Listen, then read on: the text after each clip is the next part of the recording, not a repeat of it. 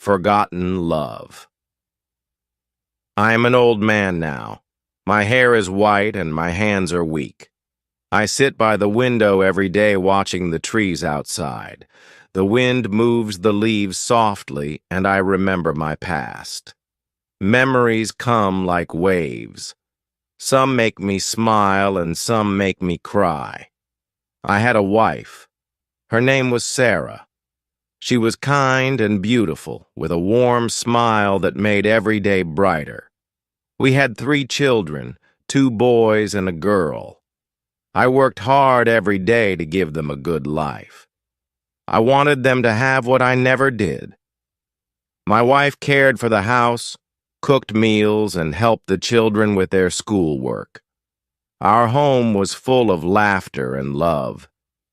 Years passed and the children grew up. They went to school, made friends, and started spending less time with us. I understood they needed to explore the world, but it still made me sad. Sarah would always tell me, "They will come back. They love us." I believed her. One day, Sarah became sick. She stayed in bed for many weeks. I took care of her, cooked for her, and sat by her side. I told her stories to make her laugh, but she was too weak. She looked at me and said, "Take care of the children. They need you." One night she closed her eyes and never opened them again. My heart broke into pieces. The house became quiet and lonely. I hoped my children would stay with me and feel the silence. But they were busy with their own lives. They came to visit less and less. One day they sat with me and said, "You cannot stay alone. It's better for you to live in a home for old people." I wanted to say no, but I saw no other choice. My heart hurt, but I nodded and went with them. Now I sit here alone. The days are long and the nights are cold. I think of Sarah and the life we had together. I ask myself, did I fail as a father? Did I do something wrong? But there are no answers, only silence. This place is called the Golden Years Home. It is clean and quiet. There are other old people here, sitting in their chairs, lost in their thoughts. Some of them talk to me, but most of the time I sit alone. The nurses are kind, but they are busy. They bring me food, give me medicine, and sometimes smile at me. Every morning I wake up early. I sit by the window and watch the sunrise.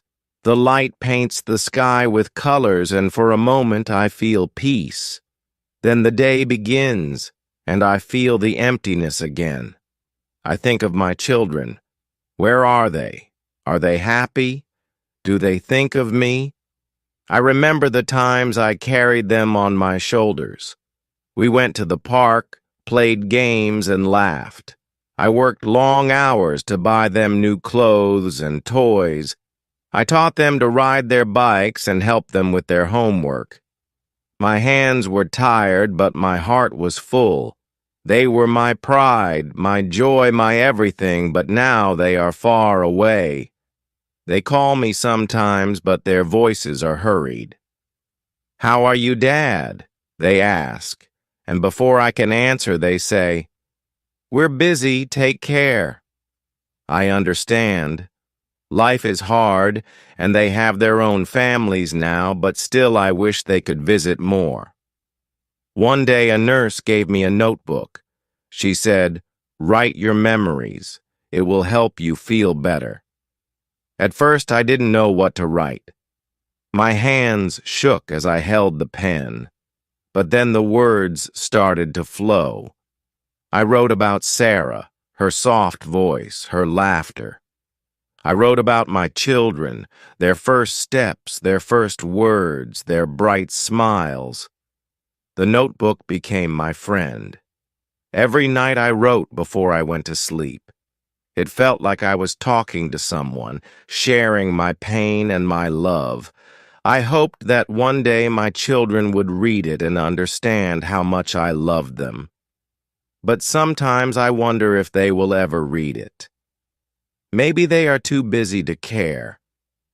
Maybe they will forget me, just like they forgot to visit. These thoughts make my heart heavy, but I keep writing. It is the only thing I can do. The days in the home are all the same. Breakfast at 8, lunch at 12, dinner at 6. Between meals, I sit by the window or in the garden. The garden is small, but it has flowers, roses, daisies, and tulips.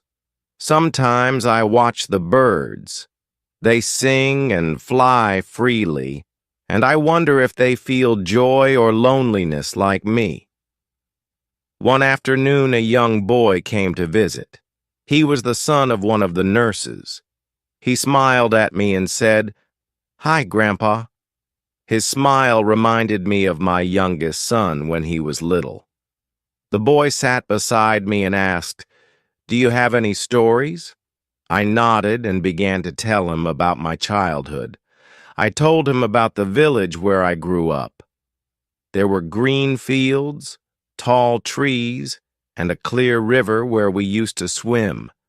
I told him about my best friend John and how we climbed trees and played hide and seek. As I spoke, the boy's eyes grew wide with excitement. For a moment, I felt alive again, sharing my memories with someone who listened. After he left, I felt a strange mix of emotions. I was happy to talk to him, but it also reminded me of my family. I wondered if my grandchildren knew about me. Do they know how much I miss them? Do they know how much I want to hold them? And tell them stories too? One evening I asked the nurse if I could call my eldest son. She handed me the phone, and I dialed his number with shaking hands. He answered after a few rings. "Hello, Dad," he said, his voice distant.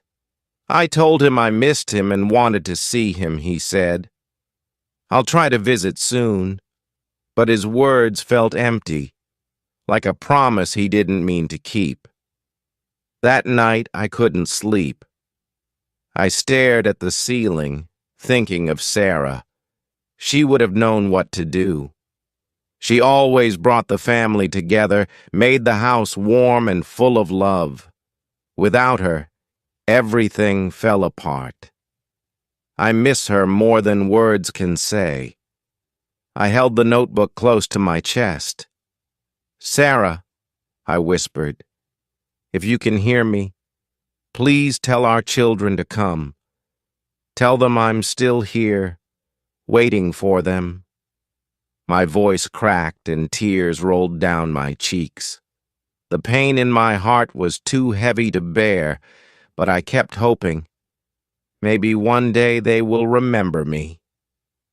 Days turned into weeks, and I waited by the window every afternoon. I hoped to see one of my children's cars arrive. Each time I heard the sound of a car engine, my heart jumped.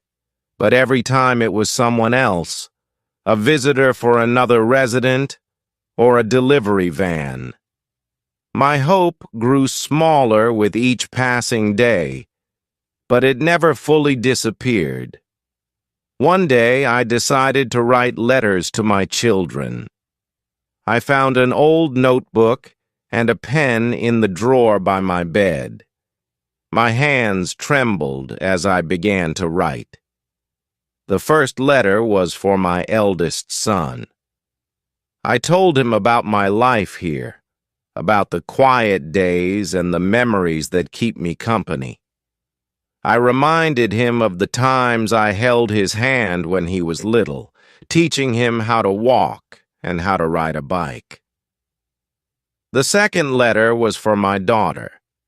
I wrote about her smile, the way she used to sing while helping her mother in the kitchen. I told her how proud I was when she graduated from college. "You are my sunshine," I wrote, just as I used to call her when she was a child. The last letter was for my youngest son. I reminded him of our fishing trips and how he laughed when he caught his first fish. I told him that I missed his jokes and his laughter, which used to fill the house with joy. When I finished writing, I carefully folded each letter and placed them in envelopes. I asked the nurse to mail them for me. She smiled kindly and said, "Of course, Mr. Carter, I'll send them right away." For the first time in weeks, I felt a small spark of hope. The next morning I went to the garden. The air was fresh, and the flowers swayed gently in the breeze. I sat on a bench and closed my eyes, imagining my children reading the letters. I pictured their faces, perhaps touched by my words, deciding to come and visit me. But days passed, and there was no response, no phone calls, no letters, no visits. My heart ached, but I told myself to be patient. They are busy, I thought. Maybe the letters will remind them. I held on to this thought like a lifeline, trying to keep my hope alive. That evening, as I sat by the window, the young boy who had visited me before came back. He brought a small drawing he had made, a picture of me sitting under a tree with a big smile. "This is for you," he said, handing me the paper. My eyes filled with tears. "Thank you," I whispered, my voice breaking. The boy's kindness warmed my heart. It reminded me that even in the darkest moments, there is still light. And though my own children were far away, this little boy gave me a reason to smile, even if just for a while. One morning, as I sat by the window, the nurse walked in with a letter in her hand. "Mr. Carter," she said with a smile, "you have mail." My heart raced as she handed me the envelope. The handwriting was familiar. It was from my eldest son. My hands trembled as I opened it, my eyes scanning each word. He apologized for not visiting sooner. He wrote about his busy life, his demanding job, and how he often thought about me, but never found the time. He promised to visit soon and bring his children, my grandchildren, whom I hadn't seen in years. My eyes filled with tears, both of relief and longing. For the first time in months, I felt a spark of happiness. I read the letter again and again, memorizing every word. I showed it to the nurse, who smiled and said, "See, they do care, Mr. Carter." Her words gave me hope, but deep down I wondered if his visit would truly happen. A week passed and then another. Each day I looked out of the window hoping to see his car. The other residents noticed my excitement and asked me about it. "My son is coming," I told them with a proud smile. Their kind words encouraged me. But as the days turned into weeks, doubt began to creep in. One afternoon, I decided to write again. This time, I wrote to my daughter. I told her about the letter I had received from her brother and how much it had lifted my spirits. I reminded her of the times we used to sit together and talk about her dreams. "I miss our conversations," I wrote, hoping my words would reach her heart. I gave the letter to the nurse to send, and once again I waited. The waiting was hard, but the memory of my son's letter kept me going. I spent my days in the garden talking to the young boy who often visited. He told me about school, his favorite games, and his dreams of becoming an artist. One day the boy brought me another drawing, a picture of a family standing together under a tree. "This is your family," he said, pointing to the figures. His innocent gesture brought tears to my eyes. I thanked him and placed the drawing next to the letter from my son. The days were still lonely, but the small moments of kindness from the boy and the promise of a visit from my son gave me a reason to hold on.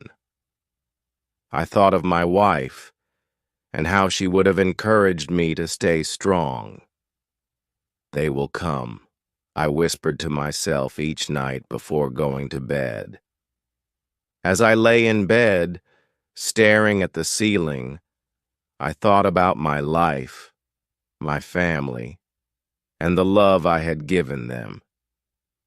Maybe they will understand one day, I thought. And with that, I closed my eyes, holding on to the hope that tomorrow might bring something new. One bright morning, I woke up to the sound of footsteps in the hallway. It wasn't the usual sound of the nurses or the staff. My heart began to race. I sat up in my bed, listening carefully. Could it be him? Could it be my son? The door opened slowly, and there he was, my eldest son, standing tall but looking hesitant. Behind him were two little children holding his hands. My eyes filled with tears, and for a moment I couldn't speak. He walked closer, his face a mix of guilt and warmth. "Daddy," said softly, "I'm here." I opened my arms, and he leaned down to hug me. It was the first time in years that I had felt his embrace. His children, my grandchildren, smiled shyly at me. "These are Emma and Liam," he said, introducing them. "They've been excited to meet you." I looked at the children and smiled. "Hello, Emma." "Hello, Liam," I said. They giggled and handed me drawings they had made. One was a picture of a house with a garden, and the other was of an old man smiling. "This is you, Grandpa," Liam said proudly. The room suddenly felt alive with their presence. My son sat beside me, and we talked for hours. He told me about his work, his family, and how much he missed the old days. I listened, cherishing every word. I told him about the home, the kind nurses, and the little boy who often visited me. Before they left, my son promised to come again soon. "This time I mean it, Dad," he said firmly. His words filled me with hope. I watched as they walked out of the door, feeling a mix of joy and sadness. The visit was brief, but it meant everything to me. A few days later, my daughter came to see me. She had received my letter and decided to visit. She hugged me tightly, and we spent hours talking about her life, her struggles, and her dreams. She apologized for staying away for so long and promised to visit more often. For the first time in years, I felt surrounded by love. My children were finally beginning to understand. They saw me not as a burden, but as a father who had given them everything he could.